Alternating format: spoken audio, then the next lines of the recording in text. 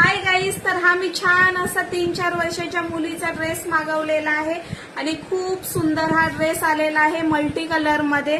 तर तुम्हाला मी पहिला वरचा जो टॉप आहे तो दाखवते आणि धोतीमध्ये हा ड्रेस येणार आहे।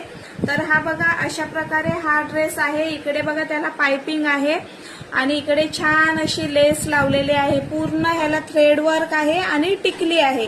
तर खूप सुंदर हा ड्रेस आहे, 350 मध्ये आहे आणि खूप छान आहे आणि मागे बांधण्यासाठी हा इकडे बेल्ट दिलेला आहे।